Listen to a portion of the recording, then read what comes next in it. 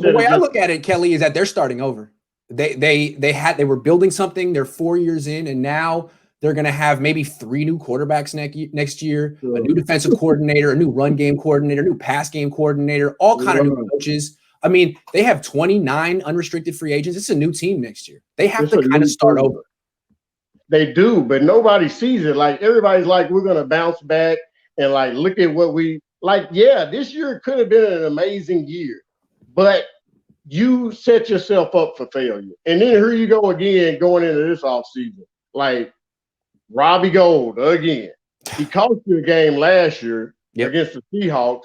He wasn't even healthy enough. You have your kicker, you win that game. Your franchise tag kicker. Tristan Vizcaino has a stronger leg right now than Robbie Gould. Right now. Anything 50 and beyond, like, don't even run Robbie out there. True. Yep. But, we got a 4th-round punter, so, he's amazing. And special teams is still a major weakness. Special teams. I'm looking every week like, who is the special teams guy? When you saw it was River Craycraft, did you laugh? I laughed. No, well, I laughed at when McKinnon returning kicks. Like, that was awful. Like, he couldn't even get back to the 25. It's like, dude, let it bounce. Don't even try. Who you kidding, man? Sorry. Why are you holding on to McKinnon? Again, what are you chasing? Your mistake from 3 years ago? I'm telling you, a real head coach cuts bait. Jared, sorry, I was wrong. That's what Kyle and them won't do. They won't take ownership of the mistakes they make.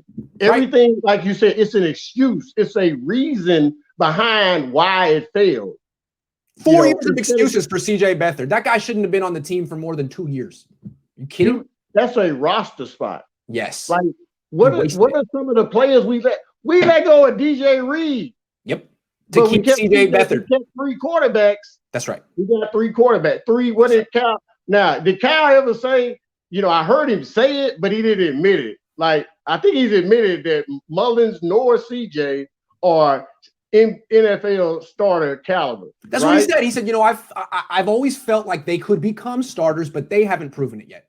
But they haven't proven it yet. Yeah. Like, in 3 years in your system. And they've both had about 10 starts. I mean, they've had opportunities. I mean, I think Mullins had 16. Some of the things Mullins does, but he's not. He's a reliable backup. Yes. At best. Could get better over time. Maybe Tommy John, nobody talks about it, but in the pros and baseball, Tommy John makes your arm stronger. That's what I was saying. In baseball, it makes your arm stronger. In football, there's not much of a track record because it's not really a football injury. There's nobody to judge it on. But exactly, yeah. Arm, like, stronger is stronger. Like, the muscle gets stronger. That's right. Because the whole thing is you take a wrist muscle and put it in there, and it becomes all right. And once it heals. Yep. But I mean, like I say, they put this thing together, but look at these other mistakes, okay? Center. Like, your center didn't touch the field. Yep.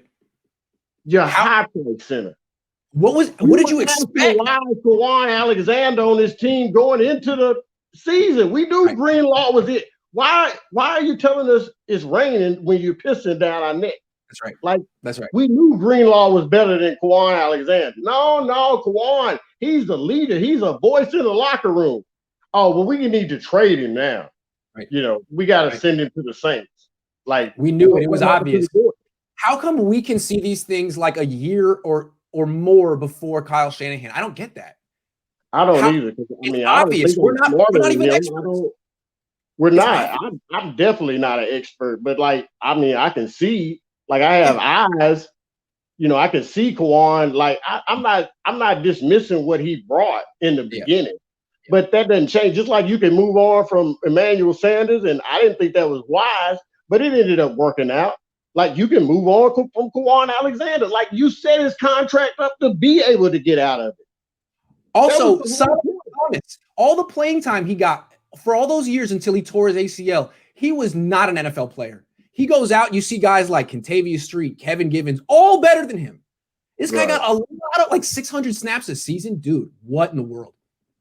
Man, so, I mean, we give away picks when this organization has shown one thing since Kyle has been there. They can draft late. But it's like they throwing away picks. That's why Mitch upsets me. Because Greenlaw is 5th round? Yeah. Kittles was what, 5th, 4th? Like, that's why that upsets me, because you picked a punter there when you have a proven track record to be able to find gems late in the draft. So make there was sure that Chauncey Gardner-Johnson was available, a quarterback was available, Jared Stidham, and you went punter. Yeah. Rarely, okay. You do a good job at this. Like, do what you do well. Yep. Don't try to reinvent the wheel. Yep. And punter is literally the easiest position to find. Like, there are punters on the street right now who can boom it like 45 yards on average. No problem. Easy position to find. You know, I mean, we just put too much value in the wrong things. Like you said, running back. Like, tell me this, okay? I'm gonna give you a perfect analogy. Pittsburgh, right? Like, I want whoever they receiver guy is, like scout, whoever, if he's the coach, whoever he is, the receivers, the Pittsburgh Steelers find receivers year in, year out. I don't know why they did Claypool. Like, they find guys in the second, third round and turn them into start. And they never pay a wideout because they know what they have. They didn't pay Plexico. They didn't want to pay Antonio too much. Like, they kept a little wiggle room with that. You Mike Wallace, see you later, dude. Bye. Yeah. Wallace. Yep. Now, we had the same thing in running back. This guy has been proven over decades. And yet, here we go, steadily putting resources into that position. They're going to do it again this offseason. And about to probably do it again this offseason. That's right. Jerick McKinnon was one of the worst. And then, you know what? He got hurt. Tevin Coleman didn't really get hurt. Tevin Coleman signed, played poorly for 2 years, and Kyle really couldn't pivot away until the very end. He plays favorites.